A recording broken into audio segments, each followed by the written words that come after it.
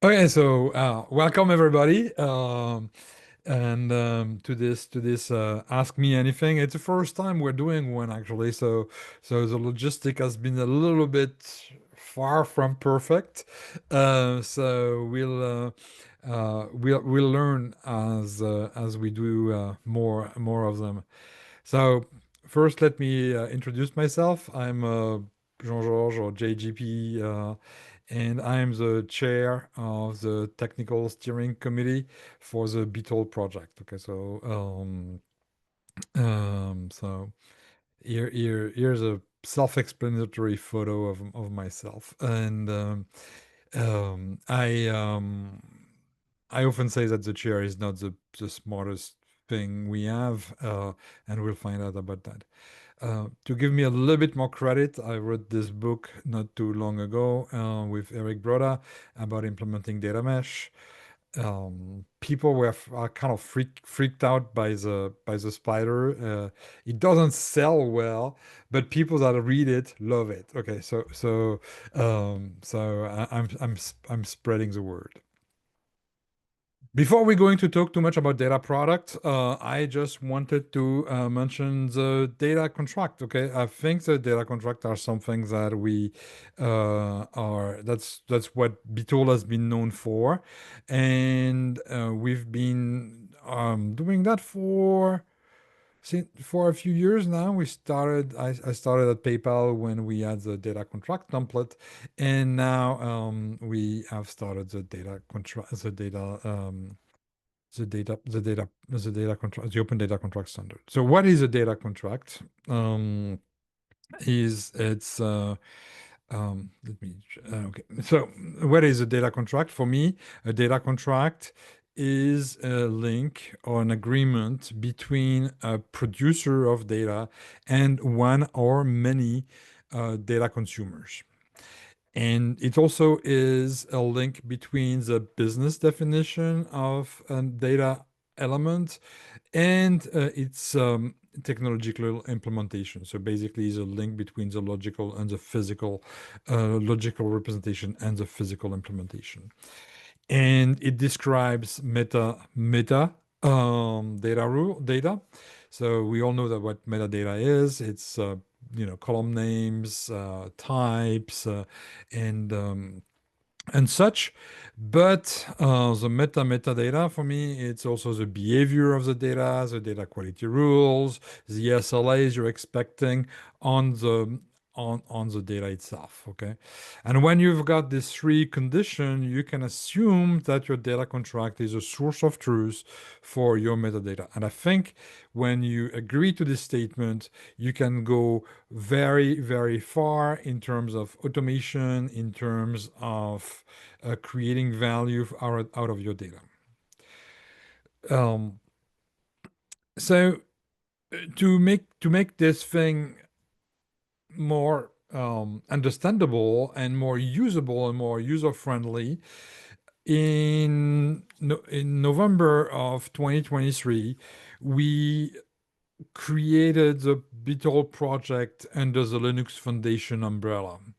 And we brought them an embryo of what the ODCS version 3 we have now is. And we started by basically taking what we did at PayPal and starting to enhance it as we go.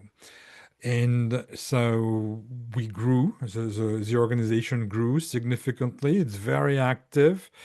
And in last November, we came from the sandbox status we were in to the incubation level, which is the mid level in the Linux Foundation. The next one is graduated. Okay, so we're still a little bit further away from that, but we're growing. We're growing pretty well. And for those who don't know, for trivia, Bitol is a Mayan god of creation. Okay, so you can share that when later with your friends and family when you play Trivial Pursuit. Okay, so a lot of people also ask me, "Hey, data contracts, those things are great, but how do I how do I start? How can I experiment with them? How can I make them concrete in a way? So to answer that, I'm recommending two tools. One is our friend's Data Contract CLI. Okay, so it's a standalone CLI tool. You download it, you run it, and you can do a lot of manipulation with your data contract. As you can see, you've got various format at an input, and you can also transform it in different ways. So and you run it on the different platform. Okay, so highly recommended. If you are more into some hands-on tutorials and discovery, you can go to the Bitol tutorials that are on place by made by JGP.ai, and it's an hands-on tutorial. It's a bunch of services you can play with, and if you go through the 4 different tutorials, well, you get a digital badge at the end because everybody wants digital badge these days. And that was really the data contract part of our talk and where we are in that part. Let's talk a little bit about data products, and trying to understand what a data product is. Before Bitol could actually normalize and standardize that, we had to agree on a definition of what a data product is.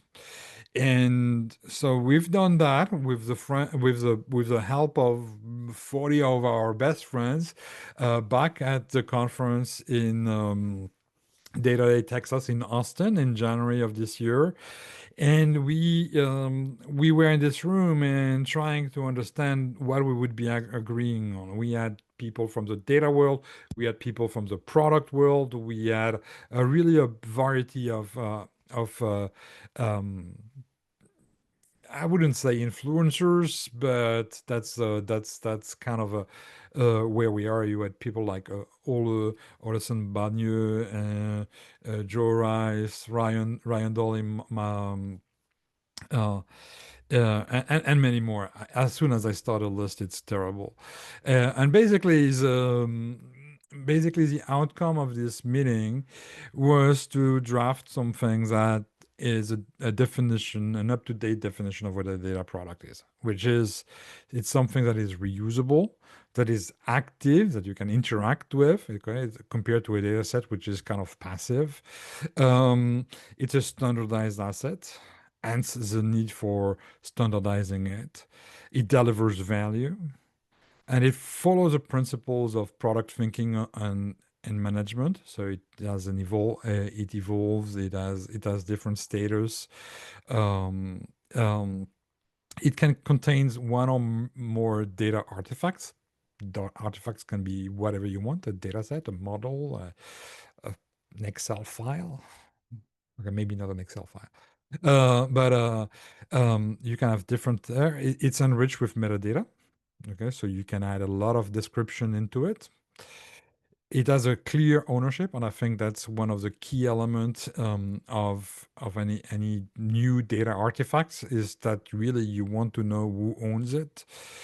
It's aligned to a specific domain or use case. So when you this one has been evolving. So when you've probably read or heard of the 4 principles of data mesh, one is we've got to align to a domain. This has evolved quite a bit in the field, and because you have, for example, cross-domain data products, and this for that part, you don't only align to a specific domain, but you can also align to a wider use case. And it adheres to the FAIR principles. So the FAIR principles is findable, accessible, interpretable, and reusable. Okay, so 4 values that are pretty clearly defined by the FAIR organization. Okay, so that was one major step to agree on this definition. It's now on Wikipedia. So it has it kind of a little bit of its own life cycle now with everybody that can contribute to it. And once we had that, we could actually more formalize um, our open data product standard at within Bitol. And that's a schema of the standard itself. You can see things with in red and things in green. So the things in red are kind of the required elements you will need within ODP and a valid ODPS format, and the things in greens are optional. Um, Indicated also for by REQ and OPT. The the goal of that is to, like for ODCS, for the Open Data Contract Standard, is to make sure that you start with a minimum thing. You don't have to have crazy amount of elements you're putting it, but as you enrich it, you're following a standard that is growing with your maturity. So in terms of required elements, you've got fundamentals, which is basically the name, a description, a version, what version of the Thunder it is adhering to. Very similar to what we've done with ODCS. It has also product information. We're going to zoom on that, and it has management ports as optional. Okay, so sorry. So the requirement is fundamentals and product information. When we dive into the product information, it's really about defining output ports. That's a required thing. The details of the output ports, like uh, some metadata information around it, and also to which output data contract it is. Okay, and that's a link with ODCS as well. Then, in terms of optional things, you have, if you pardon my French, a shitload of them. You've got management ports. Okay, when you're thinking about the active part of a data product, you want to be able to interact with it, whether the discoverability ports, this is the observability or control, you all can, or even the way you want, you can define them in the management port. Okay, if you've got a new generation of ports, um, you can, and the kind of green elements here are more the elements that are ancillaries elements that are also shared with ODCS, like team, support, authoritative definitions, tags, custom properties. All those are optional, but um, they also follow the same syntax and the same behavior as we have in ODCS. Um, Authoritative definition have been even extended, and same thing as custom properties have been also extended a little bit, and this is going to be backported into the next version of ODCS as well. So very standard elements, which you find at several places. You can have the input ports there, and the output ports have also the authoritative definition tags and custom property. And so when you're looking at the product itself, okay, you can have a list of input ports, of input data contracts, input ports, okay, and you also have the output ports, as I said just before, but you can link them, and you can also add what is critical as a software bill of material. Right now, we are not providing a service, a software bill of material standard, but we highly recommend you look at our friends at SPDX at the Linux Foundation. Okay, so that's how it conceptually look. This is a little bit more how it really looks in real life. Okay, so as I said, you've got the first block, which are the fundamentals. Then you've got your input ports, then your output ports, and then your management ports. If we look a little bit at the meat of the topic here, I'd say I'd say the output port is probably a little bit more interesting and kind of one of the only required element. And then you see it as a name. Okay, so it's a row transaction here, a description, a type. It can be that's pretty much open. It has a version which is also required and a contract ID. So you can't have an output port without a contract. Okay. We highly recommend you using ODCS for your contract, but if you want to use something else because you had another idea, which might not be the best one, you could eventually use it as well. And then you see also the S boom. Okay, so here in this scenario, as I said, it's external, and it's going to be somewhere. Okay, where the system can actually get it. And you've got input contracts. So through the input contracts, you can actually start defining lineage at the data product level. And finally, you also have the management ports. Here, it's the content is called dictionary. The type is a topic, but it could be a REST service as well. And the name of the topic here is TPC dash dic dash update, but you can read, and of course, it has a description as well. So you see, it's fairly straightforward. Heavily rely on the data contract, which completely makes sense, um, and uh, and follows the very same philosophy that ODCS has been successful with for these few years. I just wanted to have a big shout out to my friends in the technical steering committee. We are 14 people from 13 different companies. You've got to look which companies has actually two members. But and As you can see, there's people from all over the place, and we welcome participation. Okay, so if you're interested in joining us, um, the entry in the technical steering committee is not automatic, but we start by the working group. We meet twice weekly and we have sometimes ad hoc meeting. It doesn't mean that you've got to come to the twice a week meeting. I'm not doing it. Um, but we have two slots so we can actually start working on things, and it's been working pretty well for us. And then the most active people in the working group are actually invited to join the TSC, and that can happen at any time. Okay, so it's not a yearly thing or it's not a monthly thing. As soon as we see someone that we think is pretty active, is invited, and we have a little bit more interactions. Um, One thing that I really love about that group of people is that we've we've been able to manage to have them from three different sectors, let's say. Um, we have six people from consulting, four that are representing users, and four that are representing vendors. We did not want, or I didn't want, and this is kind of the agreement where I passed with the Linux Foundation. I didn't want a single vendor behind that. I didn't want a single user behind that.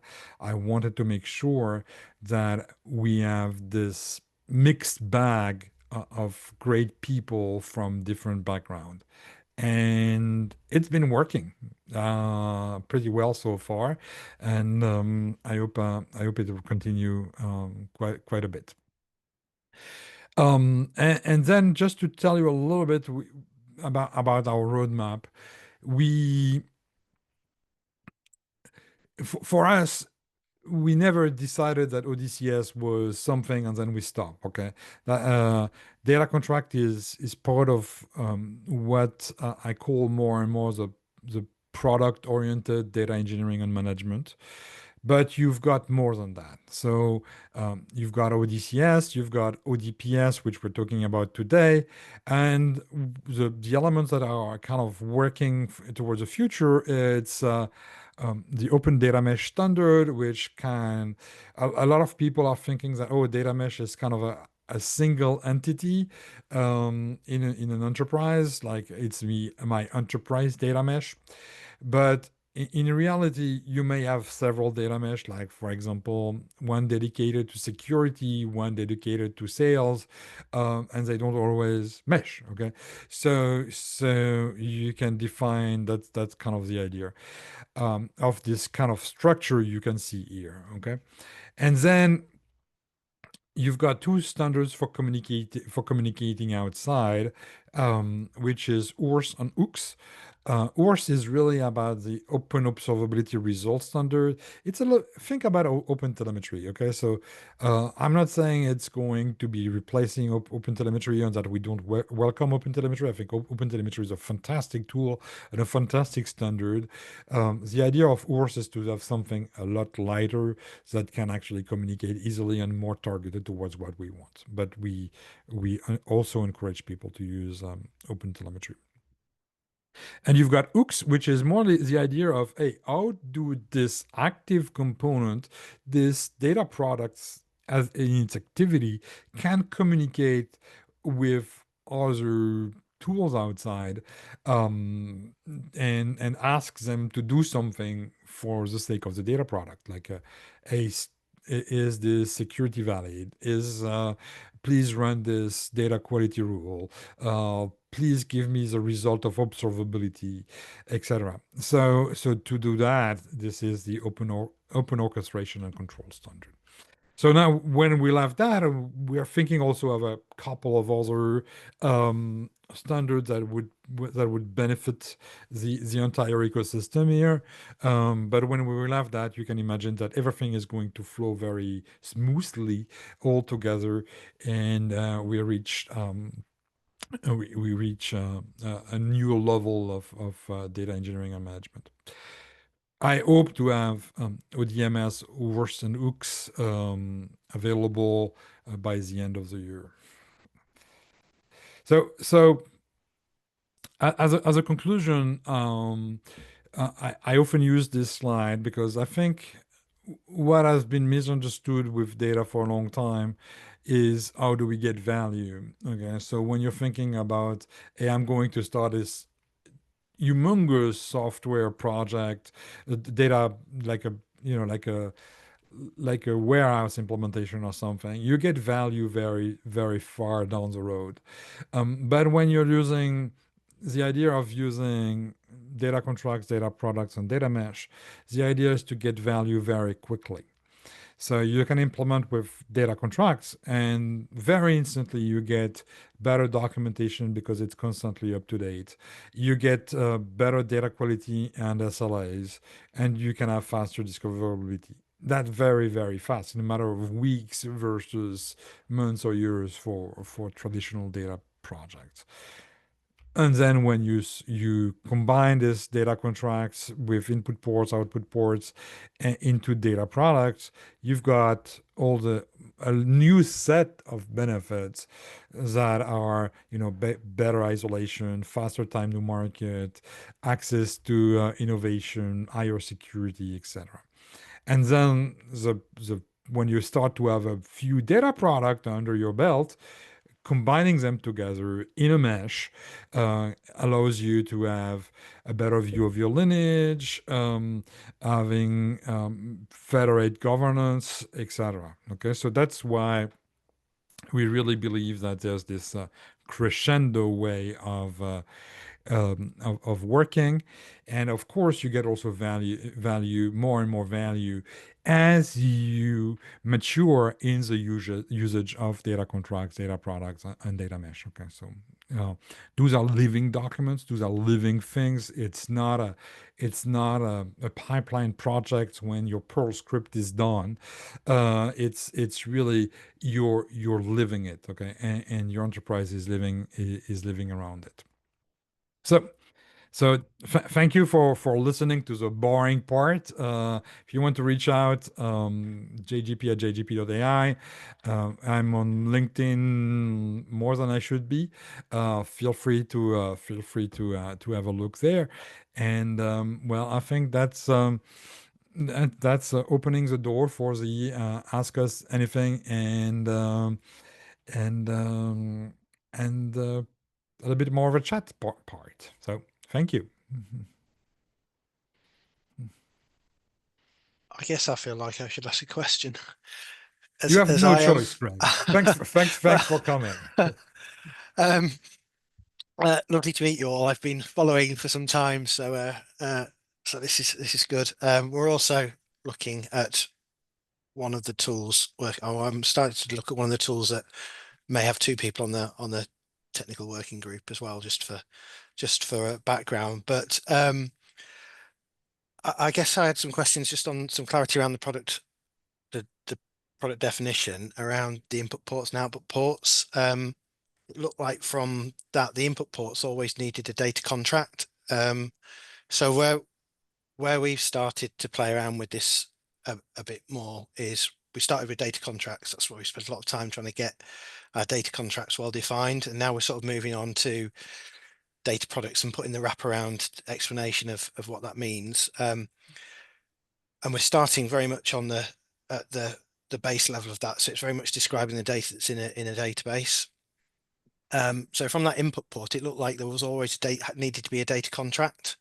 Whereas I'd sort of understood one of the things was that might be a connection into a database, but it sounded like from that we need to have a contract set up to describe the data that we're pulling in to start with, which is sort of where we're starting. Essentially, our lowest level data contract is pretty much a database schema, and then we build up from that.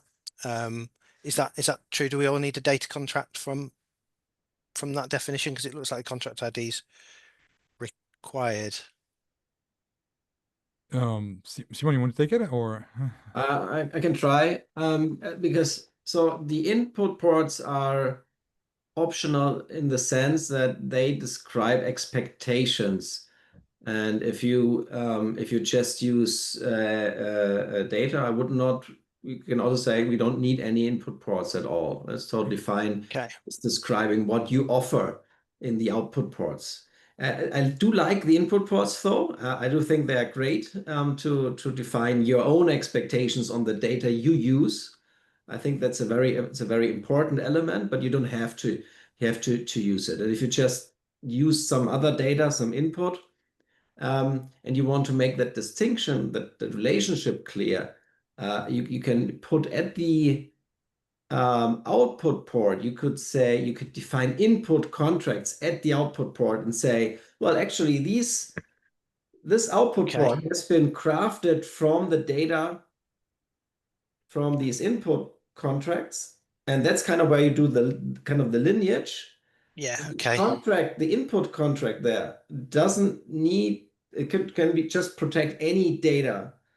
It could be tables on a SQL server or that doesn't have to be a data product because at some point you need to ingest from non-data products into the data product world. And Yeah. you don't have to, That was a bit. I was sort of the ingestion part from the yes, starting point, and then we yes, start to chain together the products, and we start to add value when we start to build on yeah, those. That's where we start to chain the yeah, products together. So they would be the input ports in that yeah. instance.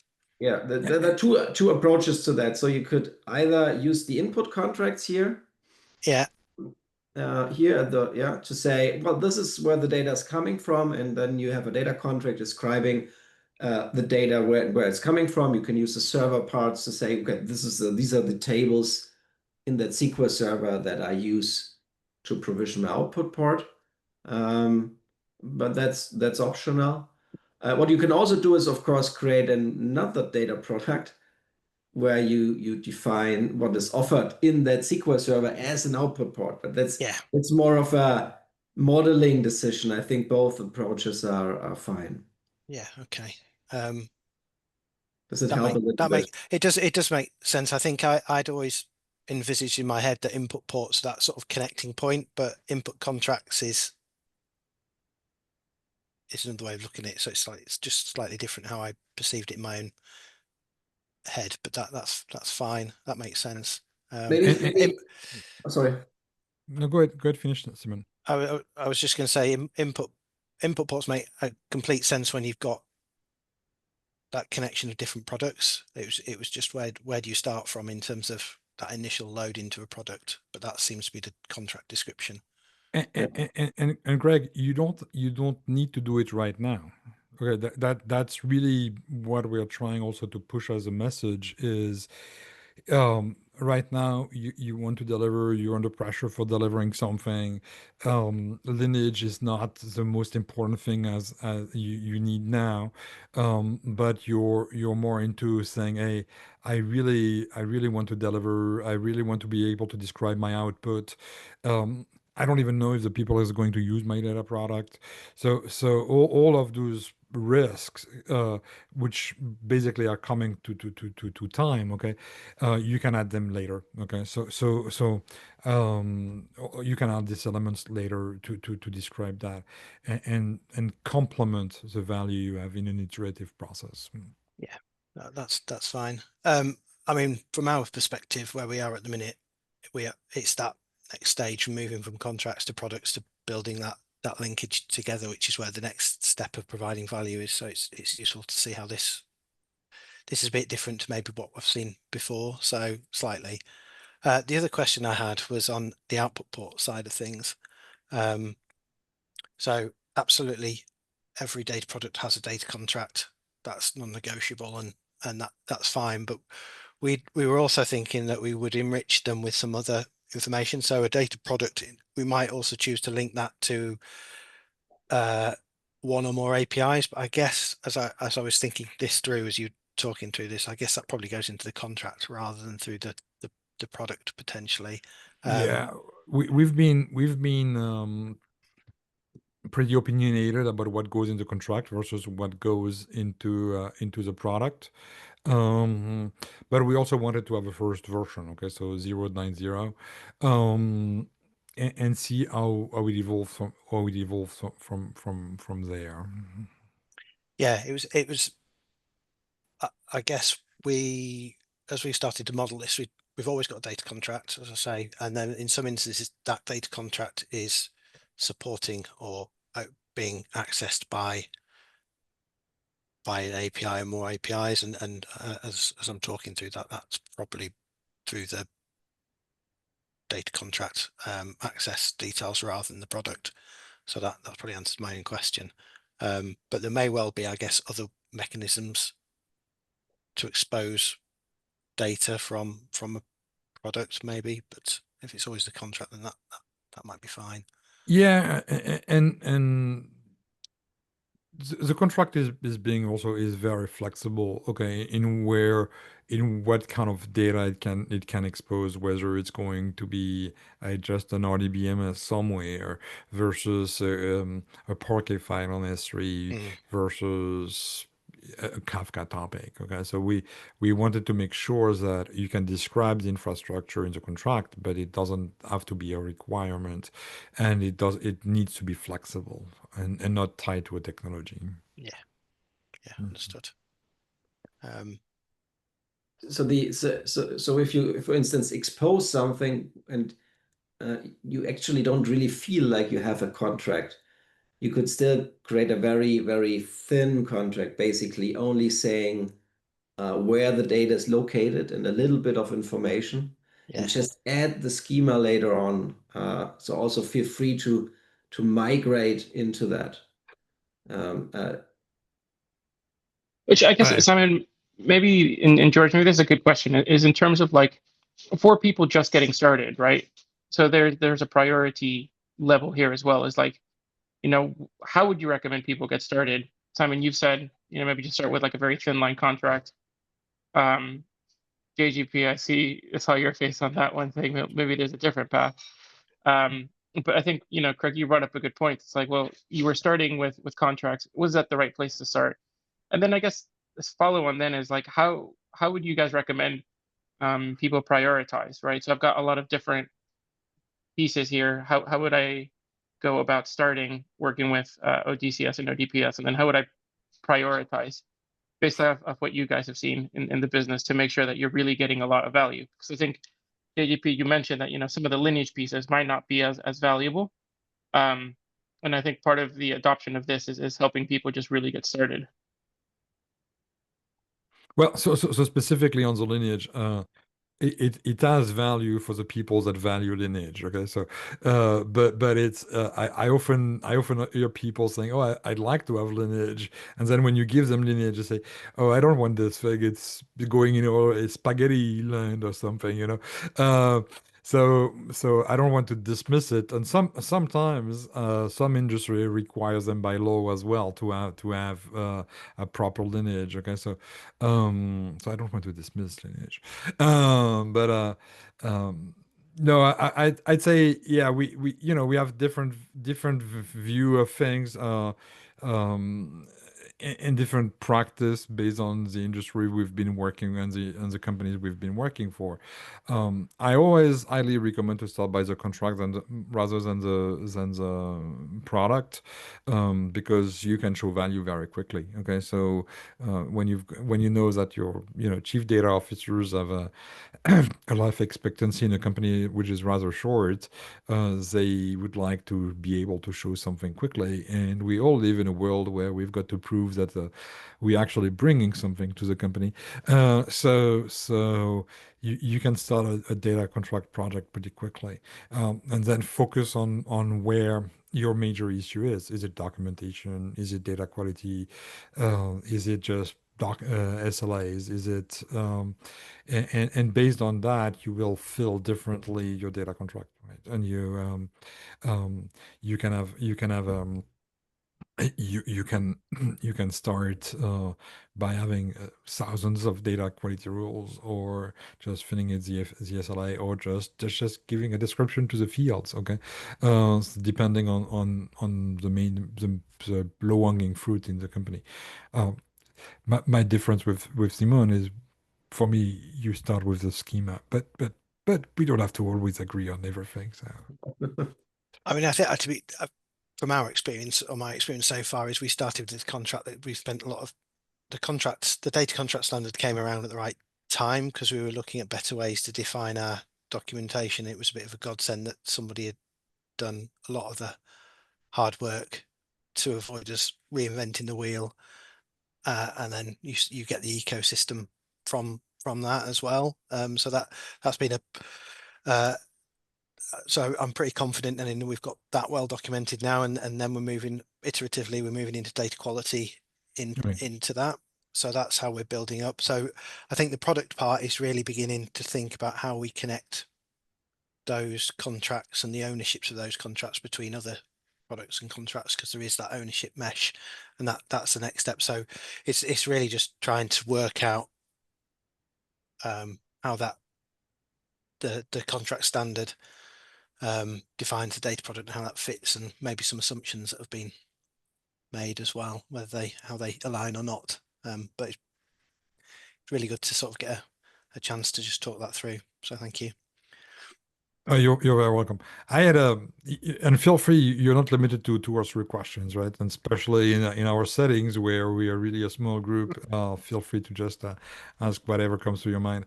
I had a question for Diego, because also for the people that are going to watch the recording, Diego, you're our last appointee to to the technical steering committee.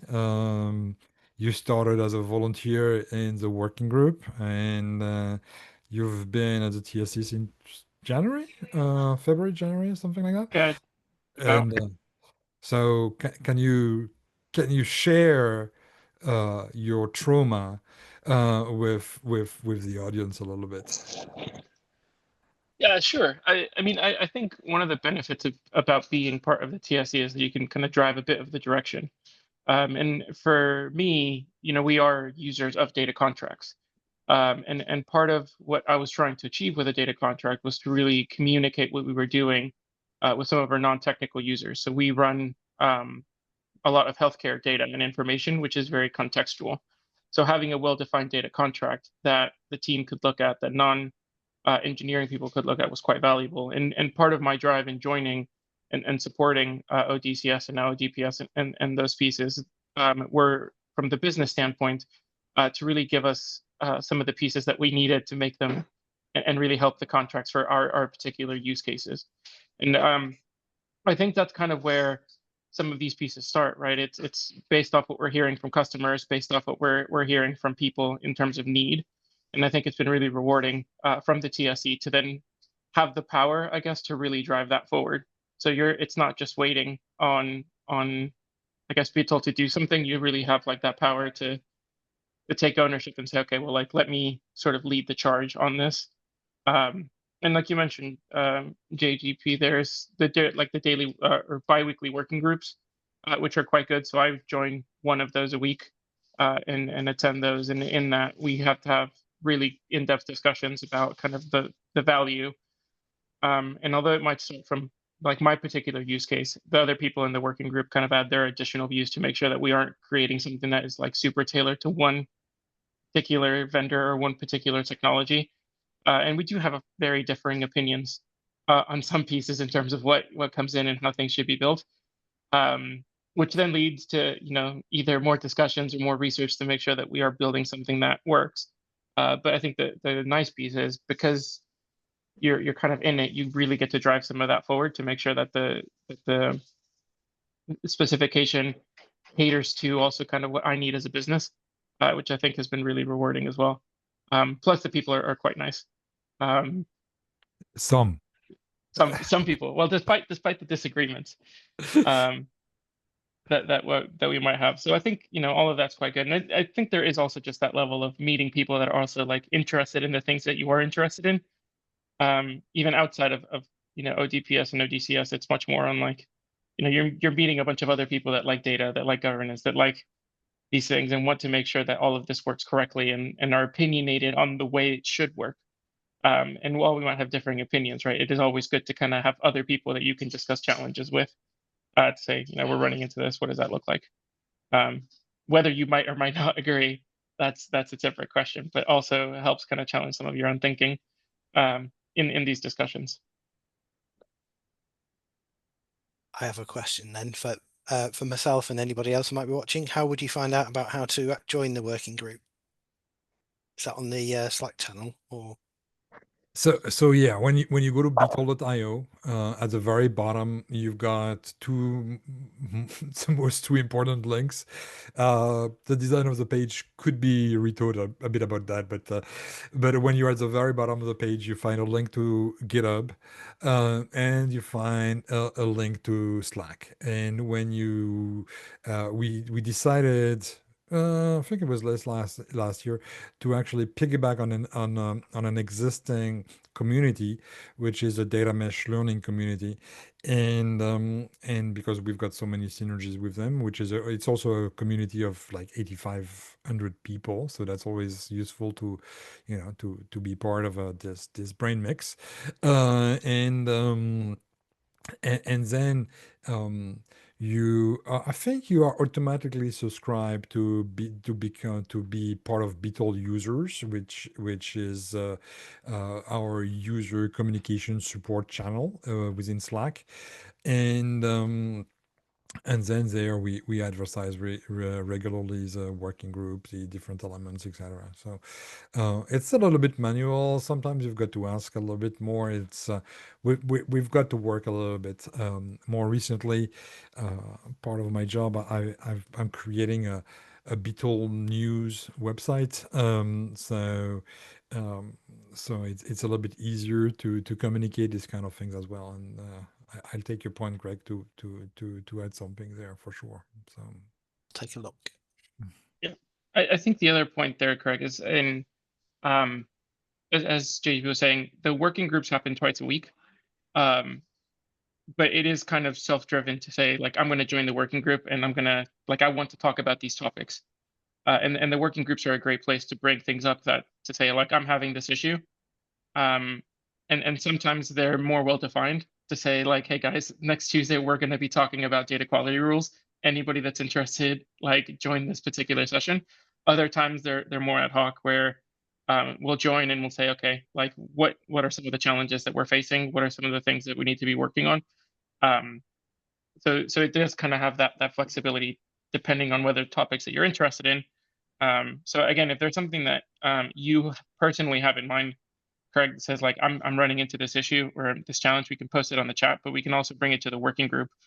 Say like, this is how I'm using the specification or the standard. How can we improve it? And we'll have those discussions there as well. Okay, thank you.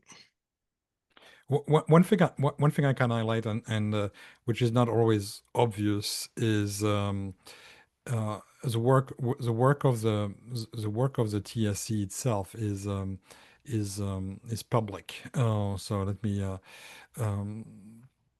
so the way we work, at some point we tried to take meeting notes, but that's at some point we also recorded them, but it's complicated and it's not really the most efficient way. But the important thing is the RFCs, and you've got the RFCs that have been approved. We have also some recently rejected that you will see as well. But you see, so for example, what has been approved. So for example, in ODCS version 3, that's what we've added. In ODCS, ODPS 0.9, that's what happened.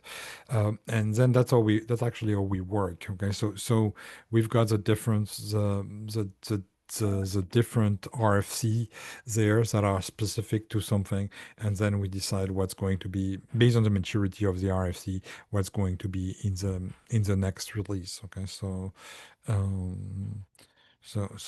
this week we had a pretty big workout on what's going to be in ODCS version 3.1 that we expect to have released by the end of August. We're always a little, it's volunteers, so don't quote us too much on the dates, but that's you'll get a sense of what we're working on, what's going to be there. I can tell you that 12, for example, as the implicit data quality rules that Diego was kind of mentioning, that's going to be in. And you can see how active things are compared to some that are, and we try to work in complete transparency, open source, open standard philosophy there.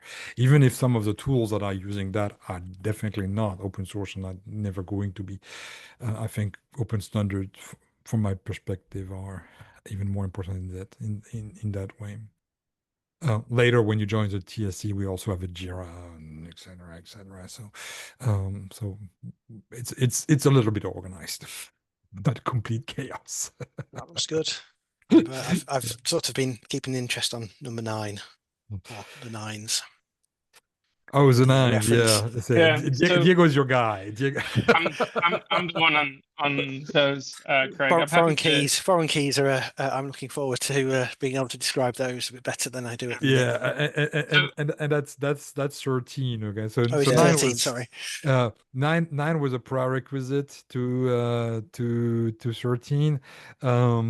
9 was so big that we had to split it between A, B, and C. Diego has done a fantastic job there. So 13 is basically Simon behind it. So you see, when you look at, I'm just going to pick one. I'm just going to pick one which is kind of a little bit. Well, let's maybe not 9 because it Maybe involves. you can go on the 13 because I think 13. Yeah, 13 is a good 13's a good example. one. Yeah. So every RFC has a champion. Even if it comes from a user, the user has to find a champion within the TSC to push it. And then we also have a dedicated Slack channel to trying to have avoid the complete noise. And we've got a template to follow. And so it's really, it's really, I think we worked pretty well on creating this process and this flow. So it worked out pretty well. So yeah. I'm gonna have to leave to let somebody in the house. Sure. Hey, Greg, thank you. We'll do more of those, and we'll try to have a little bit more communication so that people are just even aware that it exists. Um, and well, thank you for joining. Thank you. Hey, Simon. I'll. Oh, it's okay. It's okay. Sorry, I was. No, it's okay. Uh, so based on that, I don't know if anyone wants to add anything or add any questions. Simon, you want to talk a little bit about your news, or it's still not the time, or it's not the time. I think it's not yet the time but I think what I would like to encourage people is if they're interested in the specifications, take part in the weekly working group meetings. I think that's the best way to get started, and also have a look at the data contract CLI, the open source tool, because a lot of people get a lot of value combining the open standard and open source tooling. So you can go very far on your own, try it out, and get a benefit quickly in your setup. So also feel free if you're interested in Python, we're always looking for contributors as well, not just for the specifications, but also for the open source tooling around it. Yeah, I can concur that that's certainly been helpful. Using CLI and the standard as well. It's been really helpful to get started. Well, with all that, thank you very much for attending, and thank you for the future watchers. Thank you for having looked at that on YouTube, and well, we'll do more, and we'll have more dynamic exchange very shortly. Thanks. Bye bye.